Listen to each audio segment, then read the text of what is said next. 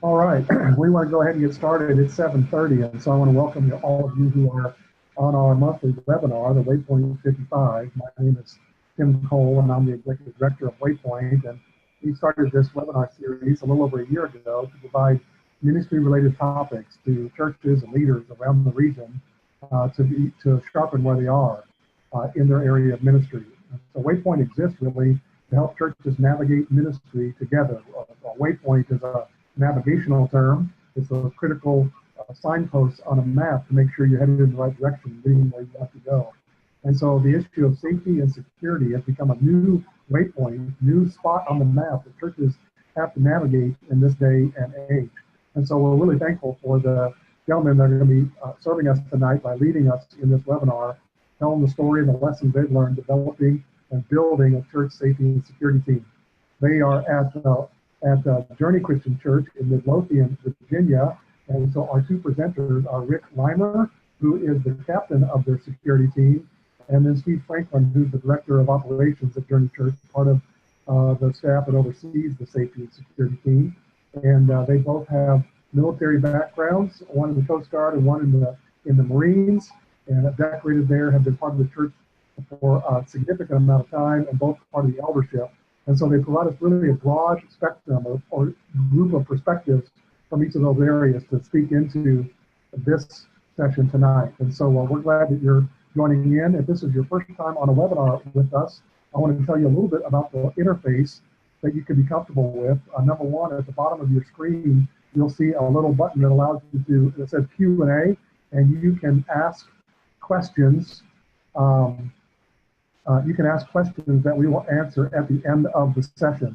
And so, and even if we don't get it, we'll be able to email you after the fact about the question that you asked. And so if you've got questions along the way, as soon as you think of it, please ask your question so that it'll go into the queue to be answered later. We've also already had a question that will the slides be available? And the answer is yes. The slides will be available. We'll put them in the follow-up email that is automatically generated tomorrow. And in that email, there'll be a link to the PDF of the slides that you can use because there's quite a bit of information that our gentlemen have for us here this evening. And so you'll be able to see those on the slides, even more information than maybe they flesh out completely. And so that'll be available along with their email addresses on that follow-up email if you have further questions that you don't even think of tonight. The other thing that we've got on the bar at the bottom is a polling. Well, you may not see it, but there's a polling question. Well, we're gonna be able to ask a couple of poll questions to you this evening, and to get some information from you from all the churches that are involved tonight. And so I want to launch one of those immediately just to get you used to that. We want to take attendance tonight. We know that there's probably far more people watching this seminar than there are computers that are logged in. And so I'm going to launch this poll here. Just want to take attendance on how many people are part of the webinar tonight. If you would tell us how many are on your computer tonight, that'll really help us. So while you're filling that out, I want to first of all, as we do every time, thank our ministry partner, Mid-Atlantic Christian University, who has sponsored our webinar platform for the year and allows us to do this monthly webinar to help people in churches, whether they're pastors, but particularly lay people that are serving in critical areas in the church, to help equip them to do their role even better. So we want to thank Mid-Atlantic Christian University, and we'll do that at the end as well. But it looks like we got good representation so far for people answering the poll. It's from 1, many up to 7+, and so we've got a good group here on our webinar this evening. So in just a minute, I'm going to turn this over. I'm going to say a quick word of prayer, and then it looks like Steve will be first, and we'll jump over into his slides and just let them roll. Don't forget to ask your questions immediately as you think of them so that they can get into the queue. So let's pray. Heavenly Father, we thank you that for everyone that's on this webinar tonight, you have given us a place to serve your church, to serve your bride. And tonight we want to really focus on how we can secure and protect your bride.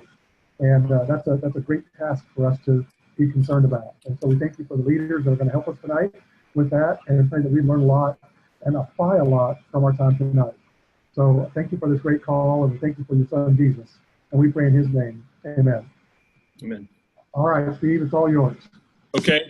Thanks very much, Tim. Appreciate that. Good evening, everybody. I'm Steve Franklin. As Tim said, I'm the Director of Operations here at Journey Christian Church in Midlothian, and over here on this side is Rick Reamer. He is our captain of our safety team, and we are just thankful to be able to be here with you tonight. And Tim, I think that's the last slide in our presentation. If you go to the top, that'd be great. Thank you.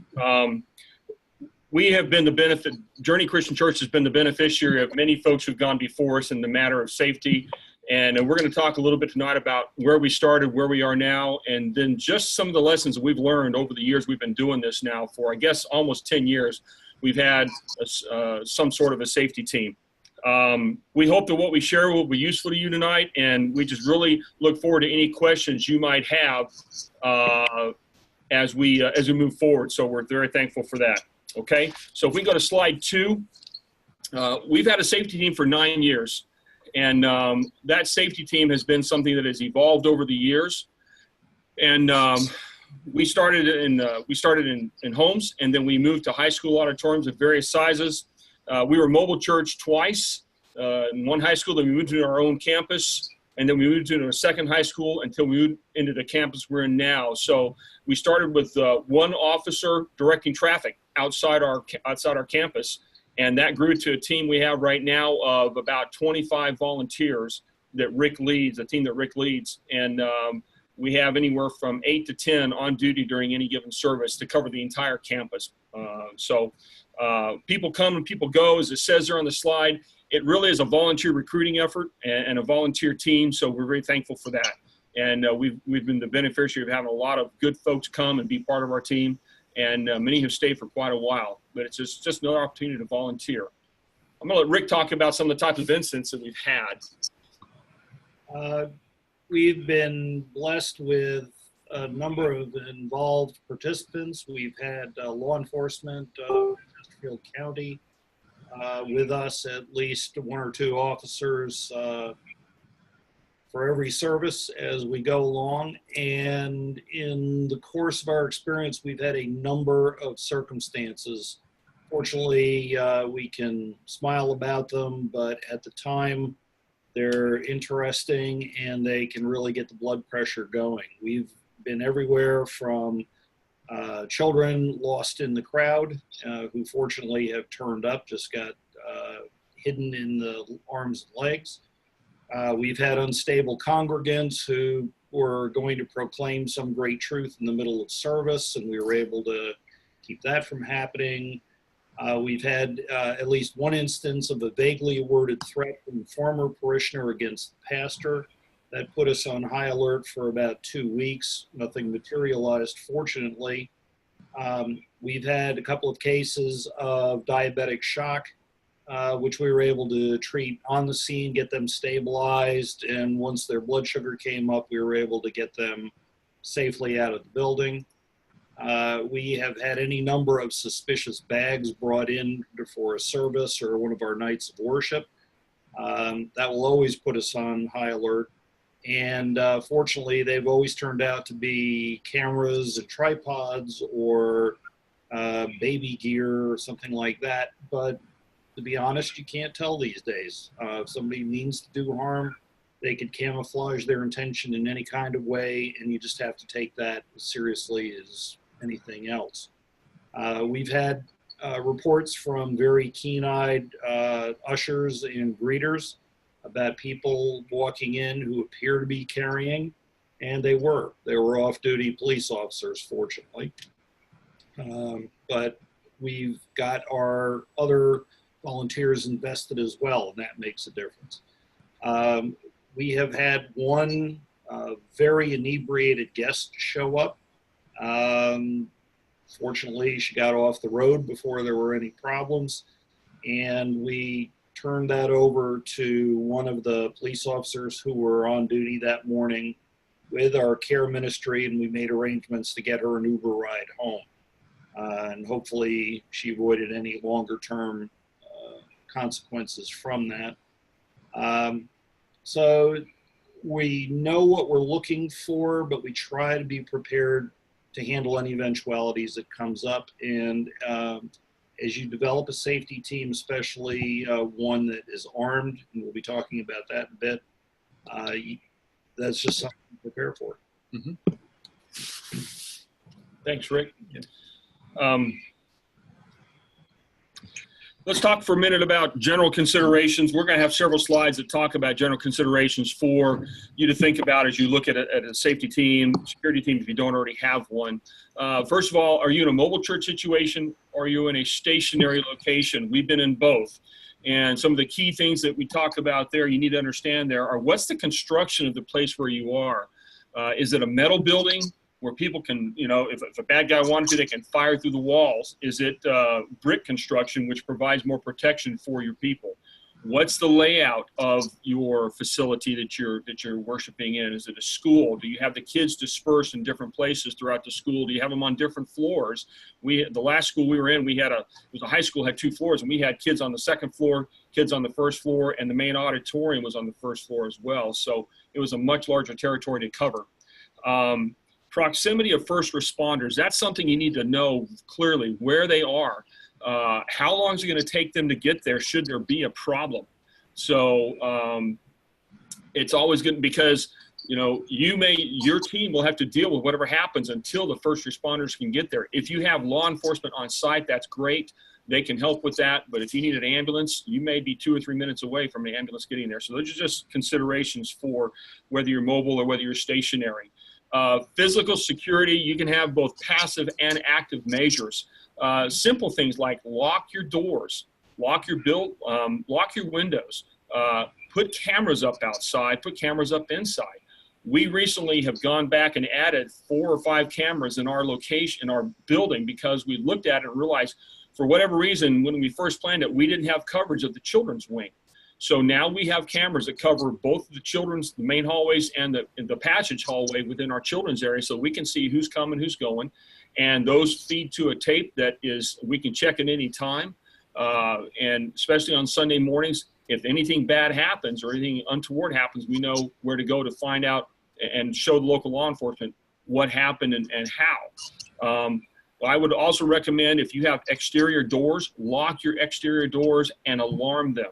We have alarms we recently installed that can be turned off, but if you have a runner in your nursery or in your preschool like we do, they can get away and be out the door quickly, and at least the alarm will notify somebody that door has been breached. So that is something that we looked at and said we need to fix that. Also, if you have large glass, I would urge you to consider putting ballistic film on your windows just as another safety precaution, particularly if you have windows in your children's areas, okay? What's your situation with medical care? Do you have first aid team? Do you have urgent care available? We've had fainting, we've had seizures. I don't know that we had any cardiac issues, but we have the automatic external defibrillators in our building. We have 2 of them located, and our teams are trained how to use them. Be prepared to handle bleeding. Be prepared to handle shock, things like that. And have your team trained in those areas as well. And then you need to talk about what's the provisions of your state law and your liability insurance. Does your liability insurance company, whether it be Brotherhood Mutual, Church Mutual, one of the other majors, does it speak to an armed safety and security team, armed volunteer security? And if so, what is specified in that? Okay. Can we have that first poll question, please, Tim? Sure. I'm going to turn it back over to Rick. The next slide. Let me go to the next slide while I'm pulling it up. Okay.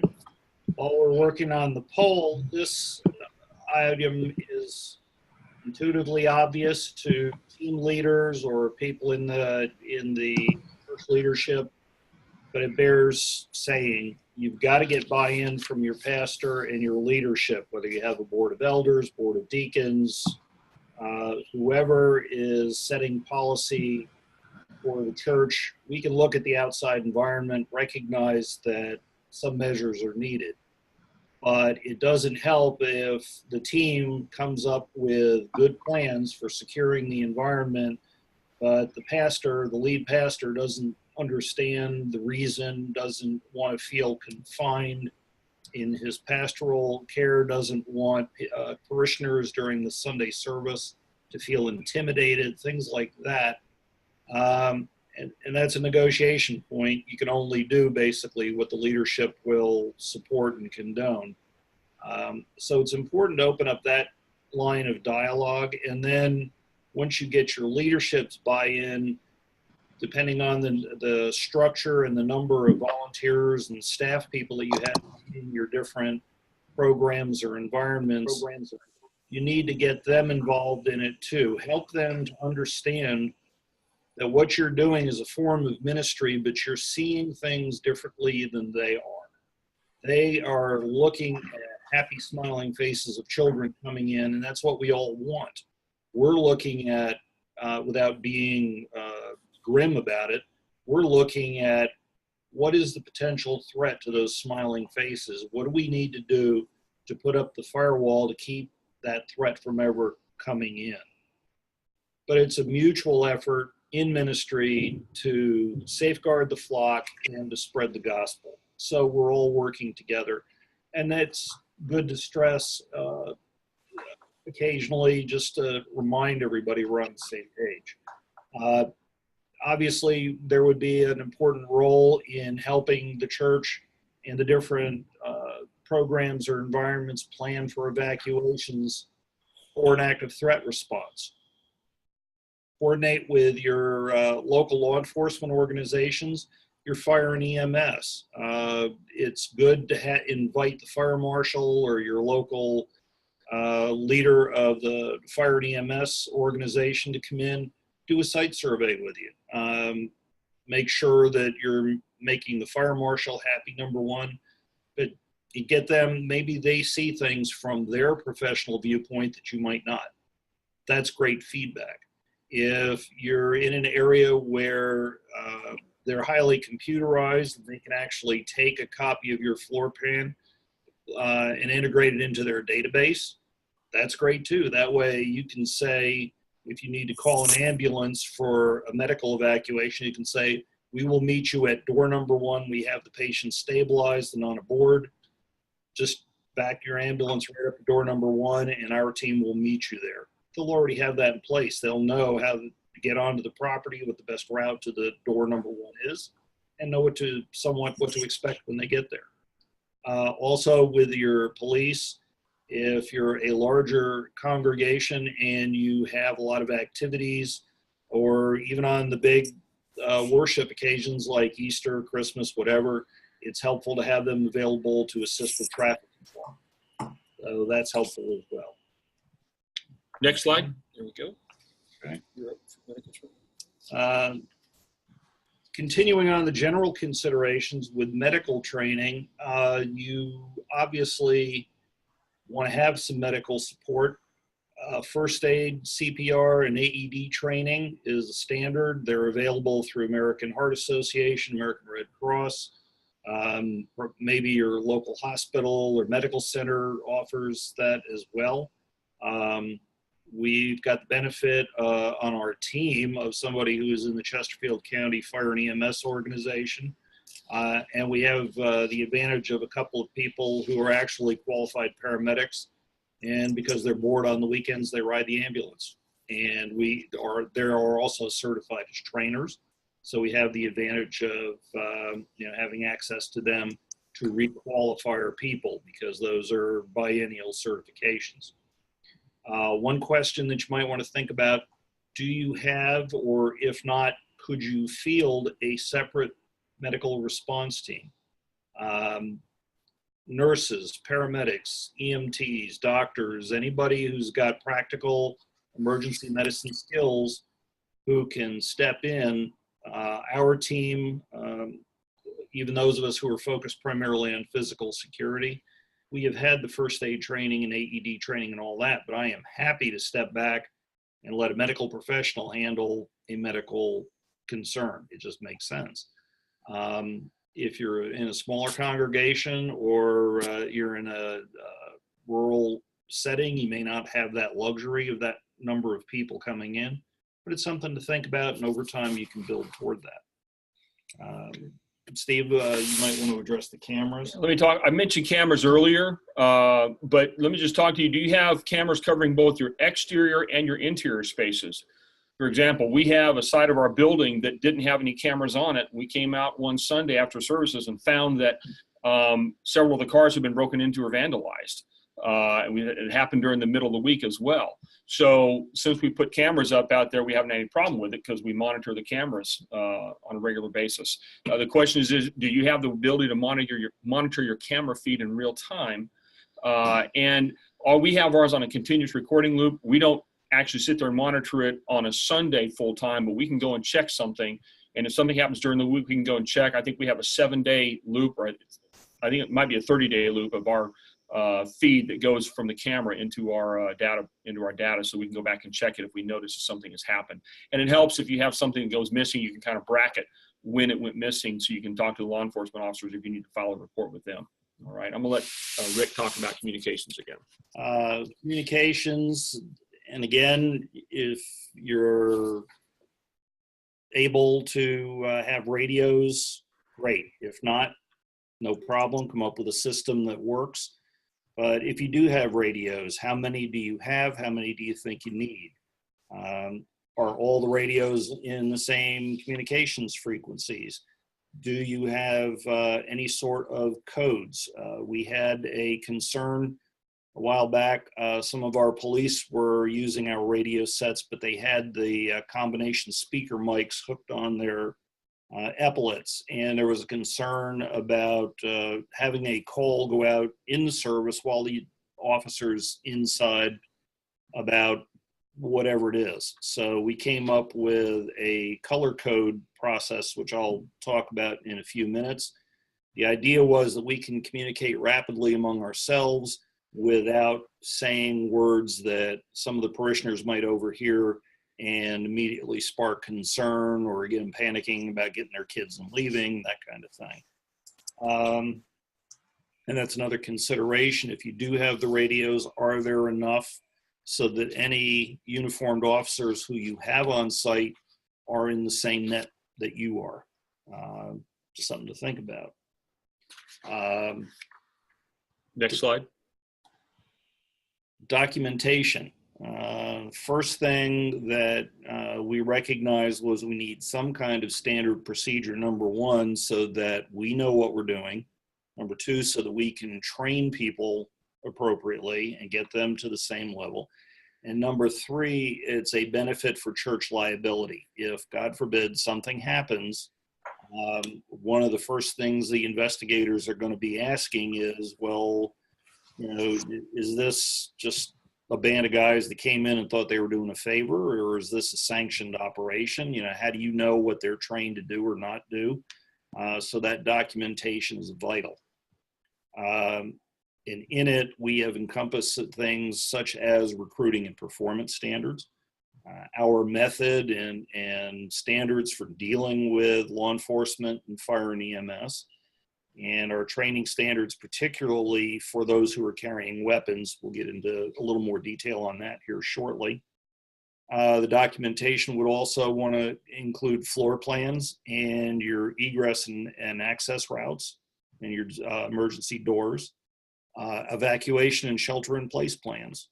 And then finally, if your team is armed, as a side note to the documentation, background checks and carry permits or whatever documentation is issued to allow for carry, copies of all of that needs to be on file with the church office so that liability is covered. As far as elements of team management, obviously we're looking at recruiting and training. You want a structure for drills and scheduling out your range training, your first aid training, community engagement, whatever aspects of your involvement with parishioners, with law enforcement, with EMS, with the church leadership. All of that needs to be kind of mapped out and documented and made available. What kind of equipment do you have? Radios, first aid kits, training supplies. If you're blessed to have a training budget, obviously you need to account for your expenditures and kind of have an idea of what budget you're working with by month or by quarter what have you. Medical training, again, for those who are not medical professionals, but we're doing first aid CPR. If you have any CERT training available, Citizens Emergency Response Team training through your county or your municipality, that is a great resource. And one of our team members is just completing that. I went through it a number of years ago, and the updates that the county has recognized are necessary in that training. He's got the benefit of, and he's going to bring back and do a dump for us, and it's going to be great. And again, the feedback loop with the pastor and the leadership. Who do we report to? If something happens and I'm not there right on the site, how do the team members convey that information to me?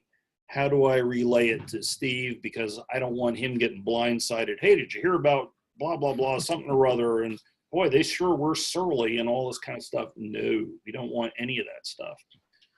We want to make sure what we're doing is not only pre-approved, but he's getting real time. Hey, this is what happened. This is why we might have missed the ball here, something like that, because a happy boss is a happy boss.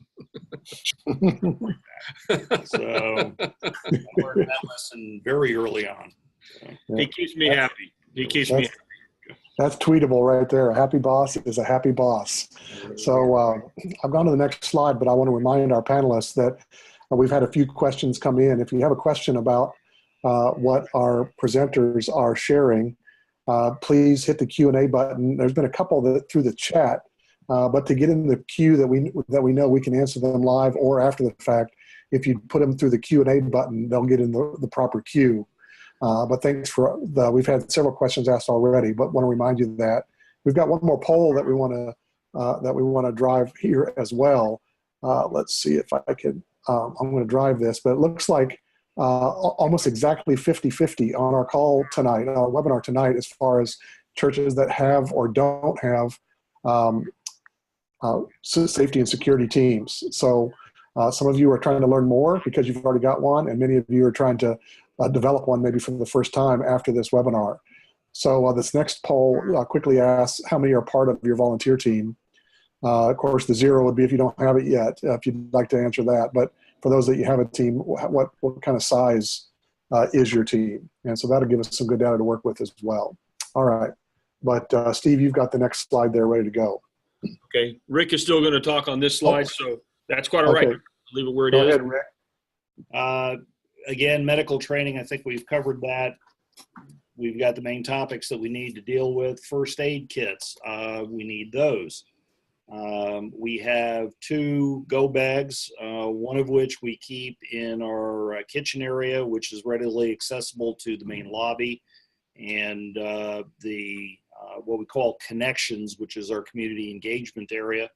Another one we keep available so that we can grab and go to another part of the building if we need to. And we have used it on the range. We had somebody who got a bad grip on a semi-automatic pistol and wound up with a nasty slide bite. Those bags are handy. They come in really well.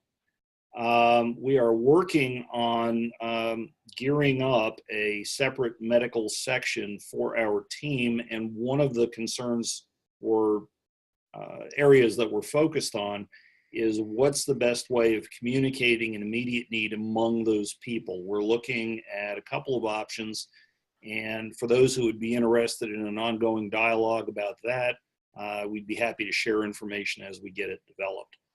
I had mentioned a little while ago, we came up with a color code system to try and communicate in shorthand without panicking parishioners or overhearers. Basically, we've got 5 categories. Blue is for medical. Yellow is for lost child, sort of like the Amber Alert. Orange is anything that is a suspicious activity, that bag with the camera in it or the baby gear. Somebody who comes in when the weather doesn't indicate it, it's necessary, who's in a trench coat, that kind of thing. somebody who comes in and in the middle of the tumult as people are coming in and going out, a volunteer thinks there might be a shape in underneath their shirt that could be a gun. We have to check it out. Those kinds of things. We saved red for an imminent threat, which is now focusing on an active shooter. Black would be fire. So those are the 5 codes. In fact, we had some elastic wristbands made up with the codes and those colors embroidered on them.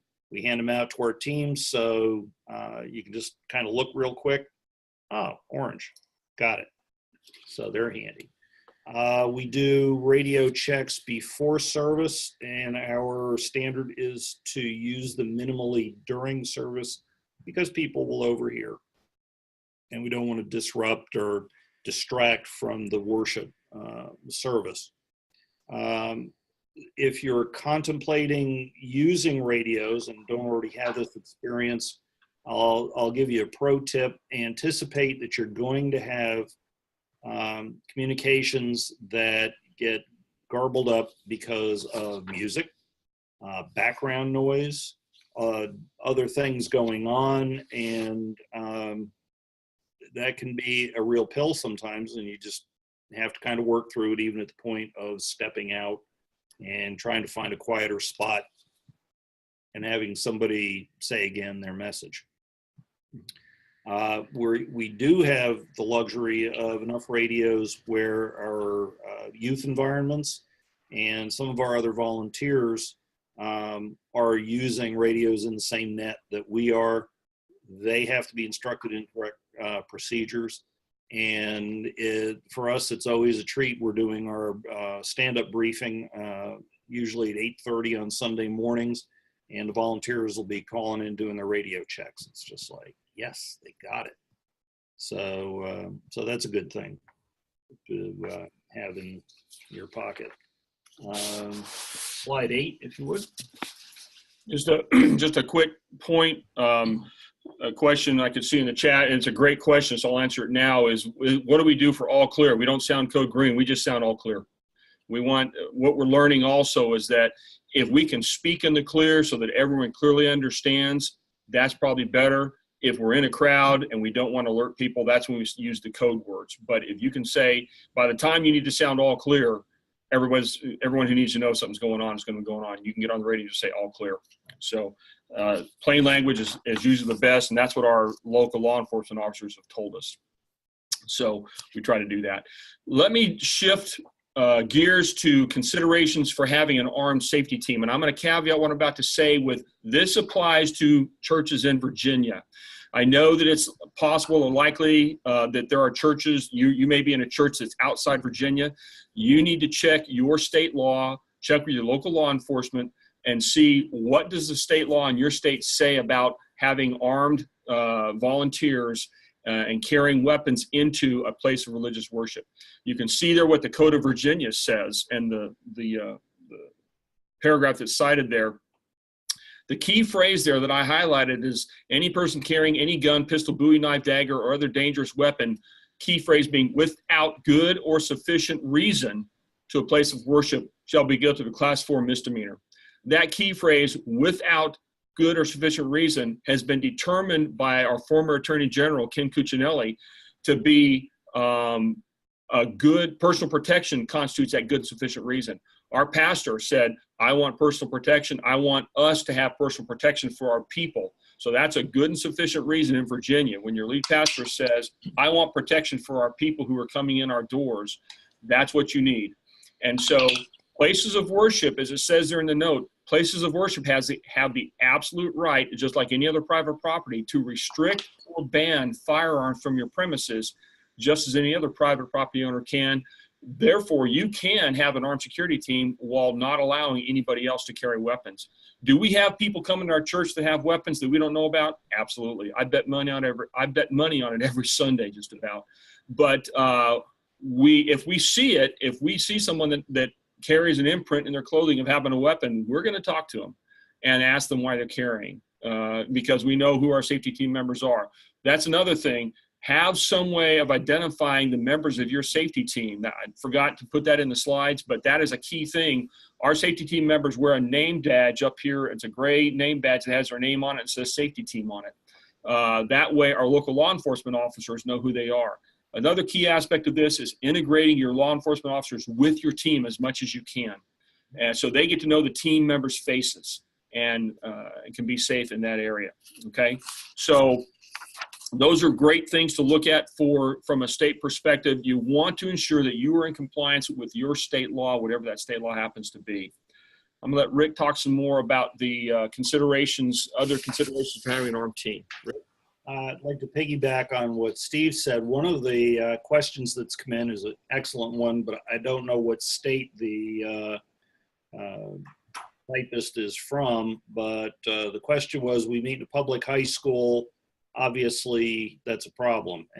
Any ideas? In Virginia, it varies.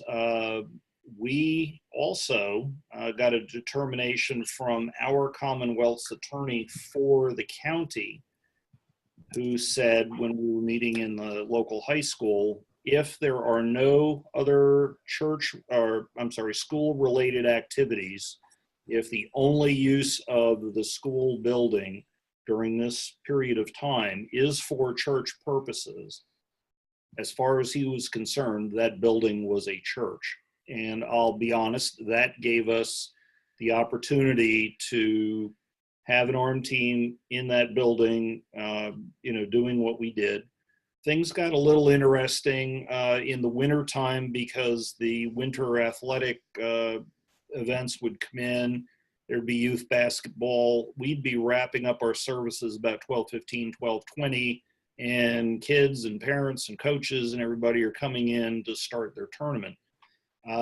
So we just kind of segregated ourselves over on our side of the building. We tried to segregate it out also for the security of our kids and just so that there was no question, that we were monitoring things. We just kind of sealed off access, so the people who were coming in for basketball went to the gym, they did their thing, and meanwhile we were clearing up and getting our kids out and loading up our gear, getting it out of the building. As I say, we were blessed in that regard. Another of the counties very near to Richmond, apparently the Commonwealth's attorney feels very differently about it, and the churches that are meeting in those facilities don't have that benefit. That's the way the law works in Virginia. So just something to take into account. I want to shift real quick and talk about recruiting. The mindset that we're looking for is a soberness of purpose. Law enforcement or military experience, we feel, is a plus. This is very serious. Understand and accept the potential exposure to civil liability. If the ultimate happens and we're involved in a deadly force incident because we are the only ones immediately on site when action has to be taken, even if there's no criminal basis for prosecution, we are subject to legal liability for a civil suit.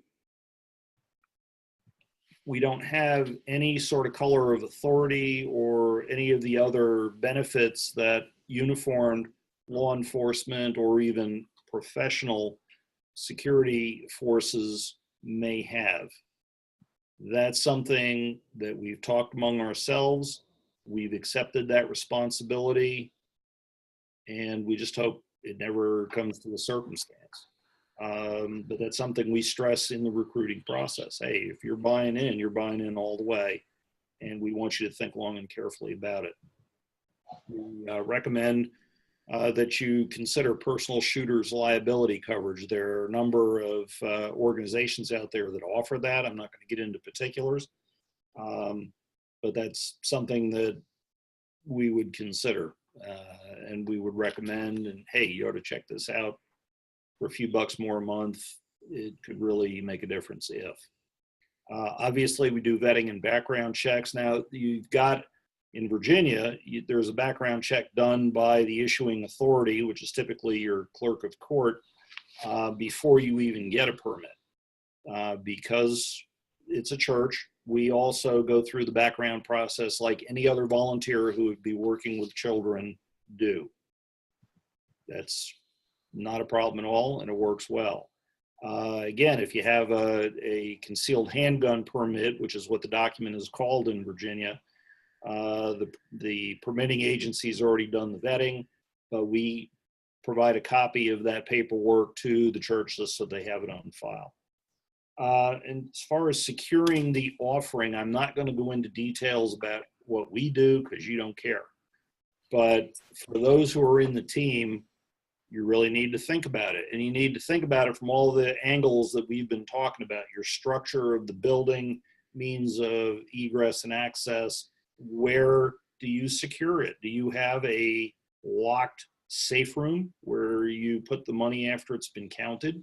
Do you stick it in a drawer and lock that until you take it to the bank? You know, whatever you're doing, figure out how to structure your security around that and make it work for you. Another thing, what about events other than your typical Sunday worship service? We have a night of worship, which is praise and worship activity. We have youth lock-ins from time to time. We'll have events where volunteers are coming in for training or for celebration or something like that. Do you need to secure that? If so, how many people do you need? Do you have law enforcement? And I should have added this too. The law enforcement officers who are here on Sundays are doing that as a part-time job, just like they would be going to the local Cineplex and standing around there. That's off-duty extra coverage for them. The county is not providing that as part of their duty. So then the question becomes, do you want to pay for that additional service, or do you want to rely on the volunteers? Something else to think about. Okay. Next slide. And I want to talk just about a couple of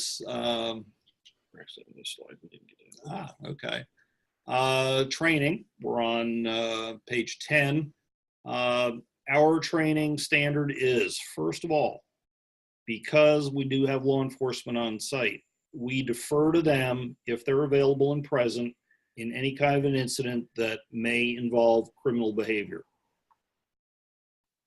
Therefore, secondly, we're acting only if we are in imminent fear for our lives or the lives of an innocent another. And in that case, we're only using the level of force necessary to stop the threat. And I'm not going to go into details right now, but that offers up all kinds of scenarios and everything like that. But the goal is let the uniforms handle it. If it's involving a criminal event, but if there's an immediate need to act, that's why we're there and that's what we're prepared for. So weapons qualification for those who are armed is important. We use the Virginia Department of Criminal Justice Services standards, which are based on semi-automatic pistols. That is the standard that the state agencies who have armed personnel use for their training. There are some good qualification courses. If you've got people who want to carry 5 or 6 shot revolvers, I put out one link just because I happened upon it and it's good information, but there are others out there and you're encouraged to research those. Everybody requalifies annually, and newbies who are coming onto the team have to qualify before they can carry. We have a process for walking people through different physical posts within the building and the responsibilities that each of those posts entails. And we encourage them to work on that, but nobody carries in an armed capacity until they have demonstrated qualification. And we also have the benefit that our range officers are either law enforcement officers or IDPA instructors. So we're not just picking something out of the air and saying, hey, this looks good. We've got the opportunity to apply standards. We also go through practical training. In addition to the range time, we do scenario walkthroughs. Hey, what would you do if so-and-so came in through the building and presented A? What would you do? We've had opportunity to work on things like the defensive posture and how you engage somebody that you want to question without, being overt, without being a jerk, but putting yourself in a position so that you can trying to get information from them to determine whether they're green, yellow, or red, and at the same time prepare if you have to operate tactically to defend yourself or somebody else. If you had to clear the building, let's say there was an evacuation, what do you have to do to go through and make sure that all the rooms are cleared and that everybody is safe and secure? And then finally, part of the training process is to pair up your newbies with your experienced people so that they know what's going on. And then make the welcome to the team for people who have gone through that training process a big deal. Rick, I'm going to interject before Steve gets to the next one and ask right there. What's the rhythm of your training? How often do you train with your team? Range is once a month. What we call inside training, where we do the scenario walkthrough and whatnot, typically is once a month as well. So you're talking about 2 Saturday mornings usually. Okay. Not everybody makes it, and that's understood. Yeah. All right. Thanks. Okay. Great. We've got about, I think about 12 minutes left. So I'm going to move quickly through these next 2 slides on 11 and 12. Kind of answered the question on the top of slide 11. We obviously think having a safety team is the right thing. You never know when emergencies are going to happen. You never know when something bad might happen, and you want to be able to protect your people. We want to be able to protect our people. That's why we do what we do, why we have the team that we have. I encourage you, if you get a chance, when you get the slides, go to that link at the second bullet. It gives you 4 pages just of data from 1999 through 2017 of all the deadly force incidents that happened in places of religious activity, places of worship. And almost, over 1,700 incidents happened that involved deadly force. So it's not something that is rare. We've seen an uptick of this in recent years, of all the things that have happened in Charleston, Sutherland Springs, Texas, all these different places. People are getting more and more strange, it seems like. And we want to make sure we protect the people that walk in our doors. So I think it's biblical. We've got several verses that are quoted there. We think it's biblical. And a couple of things, evil is not overcome by fleeing from it. I know we're told to flee evil, but sometimes you got to stand and protect and face it by protecting those who are behind you and making sure you're taking care of them. On slide 12, there are some suggested resources that you can go to any of those. And obviously the first thing should be your local law enforcement officer, your police department, sheriff's office. Have their community engagement officer come out and just talk to you. Walk through your building. Let them see what they think are the points where you might have problems for security. Let them give you suggestions for both fire, EMS, and for your police force, okay? And then go ahead and move to slide 13. We're just going to wrap this up. I want to make sure we have some time for Q&A. Just in summary, safety has been and is a work in progress. It has been for us. We're ongoing. We are always looking for ways we can improve. You must know your own spaces and faces. You got to know who's coming in your door as to whatever degree you can. You want to know the people who are on your team. You want to know the local law enforcement folks that are there. You want to know who has medical training in your church. You need to know your building. So you get to know your building, the spaces you're in, by walking through it when no one else is there, and then walking through it on a Sunday morning when you have a lot of people there to see what's the challenge of getting from point A to point B if you have a ton of people there versus not. As Rick said, make sure you talk about this with your church leadership. Your pastor, should there be a significant incident and you've got to evacuate the building, your senior pastor is going to be key in helping the people stay calm and getting them out the evacuation route that you have set and directing people to the right doors to make sure that your people are taken care of. And then something else we didn't even talk about is evacuation plans. If you evacuate your children out one side like we do and all the adults go out the other side, if there's an active shooter incident, You've got to have a plan to put your parents back with your children. That is a significant event. We just practiced our evacuation plan for our kids a couple weeks ago, and it went well. But, you know, we also are going to try to do something and make sure we educate our parents of kids. This is how you rejoin your kids when you have to evacuate. As I said, coordinate with your local law enforcement and first responders. Make sure everyone who carries is qualified. I can't emphasize that enough. I'm over responsible for the safety team. I haven't had time to go out there and qualify with them. I have a concealed carry permit, but I don't carry in the church simply because I haven't met that qualification yet that our team has. And then the last thing there, it goes without saying, train, train, train, and train some more. Okay. So that wraps it up. I want to open up for questions. All right. Well, I'll ask just a few that I think apply to a lot of people. We've got just a few minutes left. One, could you just restate the color codes that you had for your 5 different things very quickly? Sure. Blue is medical. Yellow or amber is lost child. Orange is anything out of the ordinary, anything that bears a closer look, but not definite.